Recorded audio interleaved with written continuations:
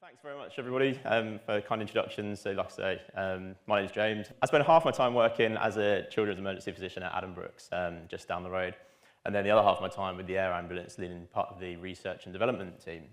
And unlike Jake, when I was asked to come and give this talk, and it was about immune defense, I was like, what the hell am I going to talk about for the next 10 minutes? But actually, looking at some of the work that we're already doing, some of it is quite fitting. Some of it's a bit more sort of left field, and I'll talk a bit about us as an organisation as well, and hopefully give a bit of an insight from sort of early lab data to the clinic to right at the forefront of disease when we see patients minutes after their injury. Just before I start, I'll play this short video which just explains a bit about who we are as an air ambulance, gives a bit of an insight. Grid reference, Tango Golf 183075, sports ground, adult male cardiac arrest.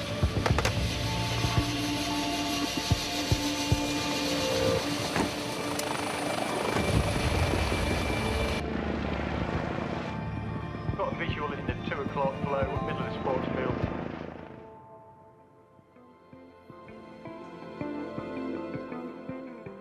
Packed my suitcase and I was ready to go. And then this accident happened. The air ambulance came out to help me. Became involved in my life. And if it wasn't for them,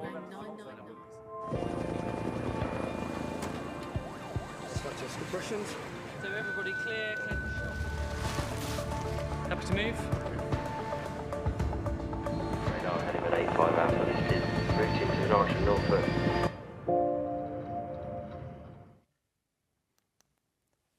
So that's a bit of an insight into the sort of typical day that we have at the air ambulance.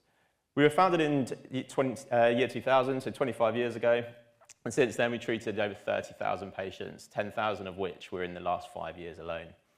We operate 2 bases out of Norwich and Cambridge Airport, 24 hours a day, 7 days a week, and that's out in our H145 Airbus helicopters and also the rapid response vehicles you can see here on the screen. And really, for flight doctor and paramedic team, so there's always a critical care doctor, critical care paramedic teamed up occasionally with a third person for training or supervision on board. And really, you can see here in the back of in the vehicles all the stuff that we carry. So everything that you'd typically find in an emergency department in my day job at Addenbrooke's, we have to find the smallest version of that, the safest version of that, and fit it into the back of the aircraft. And you can see quite nicely there on the right-hand side, that's squashed in the back of one of the XC90s. Everything from roadside chest surgery that we need to perform for patients who have been stabbed, to machines that will restart your heart, and blood transfusion and ventilators. So everything there is packed in the back for seeing the cohort of patients we go to, which tends to be 50% of out-of-hospital cardiac arrest. And then the other half of our work is around trauma, so road traffic collisions, fall from height, accidental injury, and assaults. Like I say, we operate out of 2 bases, so that's our base in Norwich. Cambridge is our other base, it's the base that I'm working from, and that's based at Cambridge Airport, so just a couple minutes flight from here. Albeit that base is due to close in the coming years, and so we are in need of a replacement base, and if you want to hear a bit more about that, you've got some of our team with a stand outside who happily go into some detail to where our plans are going to be going from here.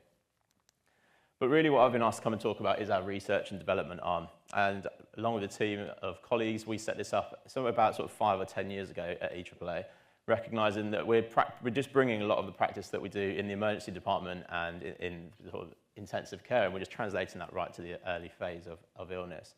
And that comes with its own challenge in the sense that the disease pathology we see is slightly different. We have the benefit of time in A&E, where the patient has either survived to hospital, and so they've already proved themselves in some sense, but also we have a lot more diagnostics in hospital. We're able to understand a bit about what we're treating. Whereas some of these patients at the roadside, if you get hit by a bus in Cambridge off your bike, we'll land on Parker's Piece and be there within the first 5 minutes of your injury. And actually, it's really difficult to get that diagnosis and the right drugs correct at that stage in the disease process. It's also really important to mention that we as an organisation are entirely independent. So we have no NHS funding at all. All of our work, both our clinical work and our R&D, is supported by our donors, and I'll talk a bit more about that later, or any industry partners or grants, and we're always keen to collaborate with other industry partners. So if you do want to have a chat or it suits any of the fields of work that you're doing, then we'd be happy to do that throughout the day. Two of the examples of research that we're doing at the moment I'll talk about here is the Brain First study and the HIPPO study. So I don't know if it's like this in the science world, but unless you've got like a cool name, then your study really never takes off. So somewhere in that acronym is all to do with sort of the use of diagnostic biomarker technology to identify patients with traumatic brain injury. And then I'll talk very briefly about HIPPOs, which is the study we're looking at. It's sort of in the startup phase at the moment around the role of plasma to improve survival for patients with brain injury. Like I say, these are the typical scenes that we see. That's a simulated model on the right-hand side for training. And traumatic brain injury is the sort of research theme that I lead, and it's one of our most common pathologies that we see at EAAA. And that, again, like I say, is most commonly after falls from height or even from standing in our more elderly patients and road traffic collisions. And really one of the challenges that we face pre-hospitally is that diagnostic uncertainty really early on in that disease process. So we don't have the blood tests, we don't have the CT scans, we don't have the MRI scans in able to see what we're treating. And actually, we know that clinical examination alone is a pretty poor predictor of what the actual pathology is. And so you can see here, this is a CT scan for a patient who has had a head injury. So again, that's just a slice through the top of someone's head, essentially, on the CT. The white sort of dome area on the right-hand side of the screen is blood that shouldn't be there, and that's most commonly due to an assault. So someone's got a baseball bat and hit this person around the head, and they've got a skull fracture, a bleed on the brain, and because your brain is in an enclosed box, you've got nowhere else for that blood to go, and so what it does is essentially squash everything. And you can squash everything to an extent, and that's fine.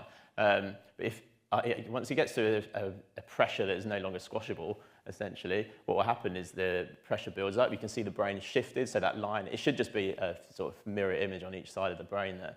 And you can see everything slowly shifted down, and what will happen eventually is you end up with loss of space, hypoxic brain injury, and that becomes irreversible. And really, until recently, only a CT scanner will tell us if patients have this pathology going on in the brain. And actually, when you look at some of the data, we may take you directly to Adam Brooks, which is a major trauma centre, and actually what needs to happen here is a neurosurgeon take that blood out. That's the only way you can recover from this. But actually, if we get that diagnosis wrong, we may take you to a different hospital which doesn't have that capability, and therefore you end up hours down the line where your brain's had this swelling and hypoxic insult. So actually what we needed to do is try and identify these patients really early on. And really this is where the Brain First study started.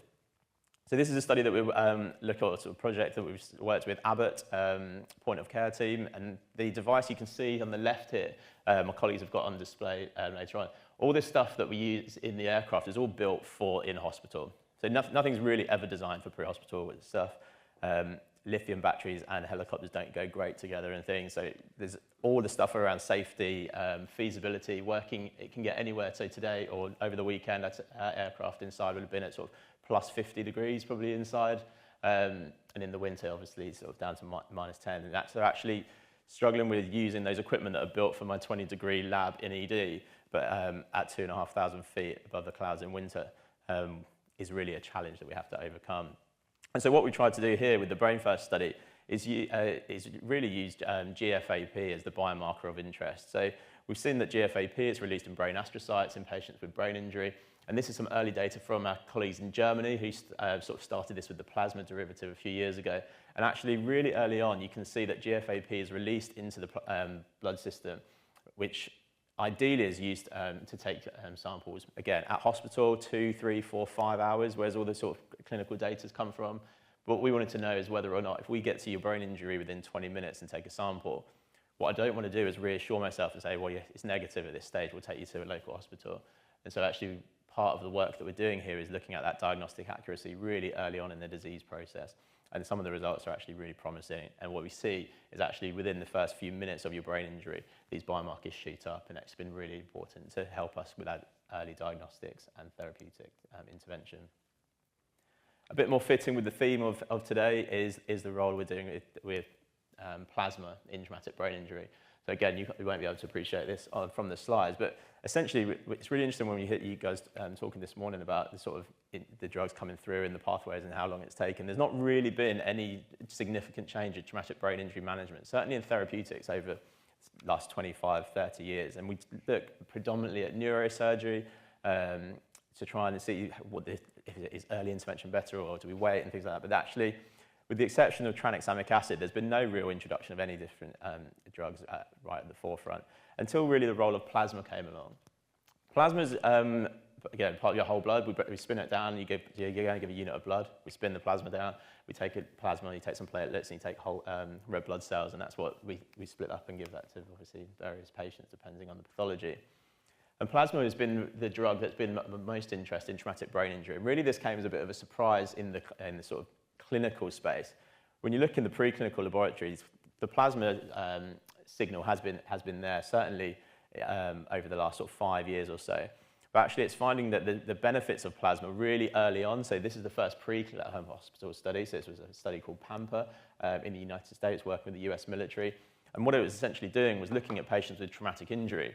And they got randomized to either red blood cell treatment and saline, that was their sort of standard of care, or plasma. And actually, plasma, no one really thought it was going to be anything. It was all about blood, and blood is going to be the new way forward. And really what they found in this cohort of patients who were kind of enrolled accidentally, like I say, the diagnosis is not great pre-hospital, and so they looked at patients who, this wasn't a traumatic brain injury study at all, it was all to do with patients who had just multi-system sort of trauma from blunt injury. And when they took apart the patients who did have traumatic brain injury, what you can see here in the line there, the patients who had plasma compared to red blood cells, was a significant increase in survival for patients who had received plasma. And it's believed to be that all of this is to do with this immunomodulatory effect of plasma and the blood-brain barrier. And so you get that immediate breakdown of the blood-brain barrier, which is how we're detecting the biomarkers so early on. And actually, it's felt that the plasma, when we're introducing that really early on in the disease process, is reducing that inflammatory response and creating more of a sustained blood-brain barrier to reduce that cerebral edema and swelling and the effect of other inflammatory cytokines in the brain. That's a really brief insight into what we do at eTRIPLA, both from the clinical side and some of our R&D work. And like I say, I'll be around all morning to have a chat if anybody's interested. But otherwise, thank you very much and enjoy the rest of the day.